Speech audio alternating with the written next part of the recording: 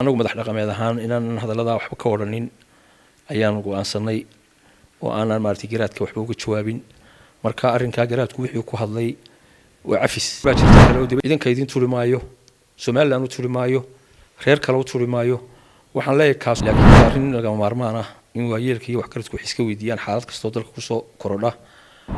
Suldaan Cabdiraxmaan Good waxa jirta xaalad ka taagan gobolkaasi Sool iyo shir u socda garaadada gobolkaasi fariintaad maanta u diraysaa maxay tahay in aad iyo aad baad mahadsantiin Ismaan oo adiga iyo bahda SAB TV iyo gudahaan miidiyaha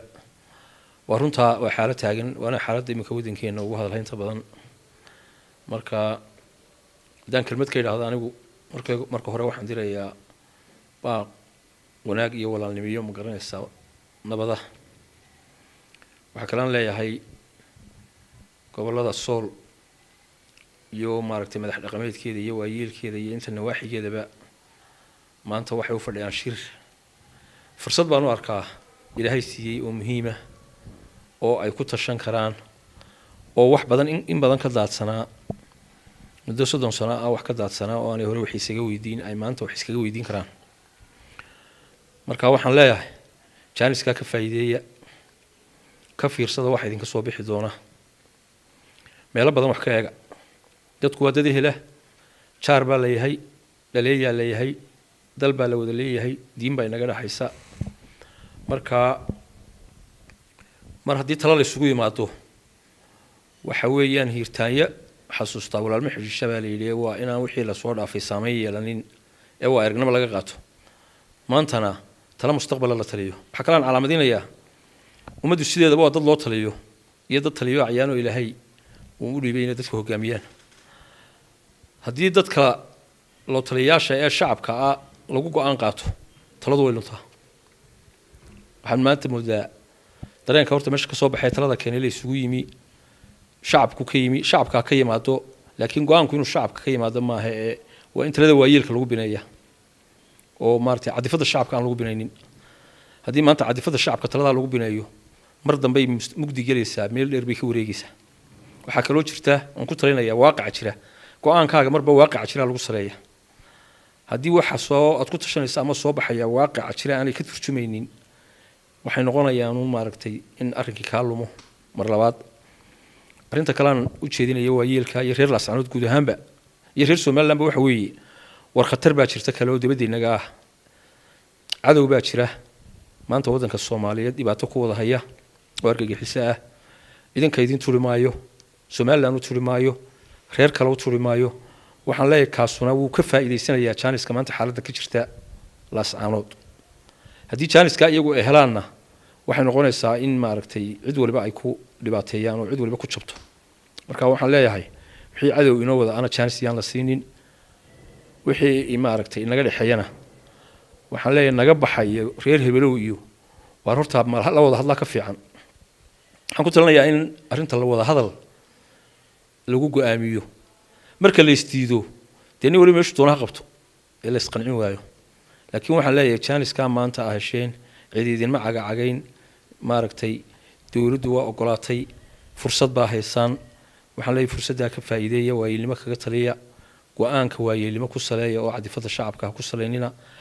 khatarta idinka iyo gobolka iyo dawladda ku gudaaman iyo Soomaaliba ka fikira inaanay jaanis helin khayr baan idin rajaynayaa wax idinka soo baxaya wax dalka iyo dadka iyo idinka iyo deegaanka waa anfacan noqdaan baan leeyahay waayeelka maanta talada u fadhiya Suldaan maalmihii ugu dambeeyay waxaa jiray salaadiinta Soomaaliland kulamo kala duwan oo arrimaha kaga arinsanayeen xagee marayaan kulamadaas wallahi horta kulan weyn oo maartay dhaqanku isaga yimi oo maartay si weyn looga shiray ma jiro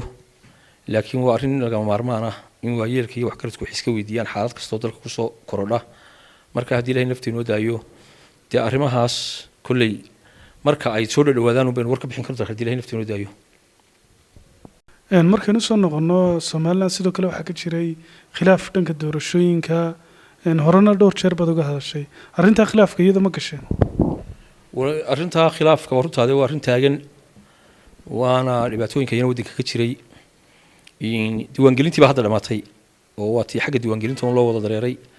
kulli hawlihii diiwaangelinta imika soo dhamaade iyadoo taasu taagan oo ay wadankeena dhex taalo oo ay maaragtay arrin dhib inagu hayso dadka kala qaybisay ahayd ayaa arrinta gobolka Sool inagu soo korodhay marka waxaad moodaa in culeyskiisa si dul fuulayo arrimihiis barkanayaan arrintaa waxaan u arkaa inay tahay arrinta fardul caynka ee maanta loo baahan yahay in la dhameeyo khilaafka doorashooyinka dhexdeena waxaan u arkaa in maaragtay midnimo taami soo baxayso in muxaafid iyo mucaarad iyo shicibba meel loo wada jeesanayo in wixii markaa dibadda inaga ah inuu soo wajahan meel laga wada qabanayo taladeeda taana waxaan ku talinayaa aan waliba u soo jeedinayaa madaxda siyaasadda mucaaradka iyo madaxweynaha iyo maartay xukuumaddaba in arrintaa degdeg laynooga dhameeyo haddii ilahay naftii inoo daayo sababtu tahay waxaan u arkaaba waxyaabaha maartay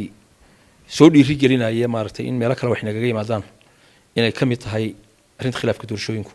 marka horena waan uga hadlay sidaad sheegtay imakana maanta waxaan adkeynayaa way kasii muhiimsan tahay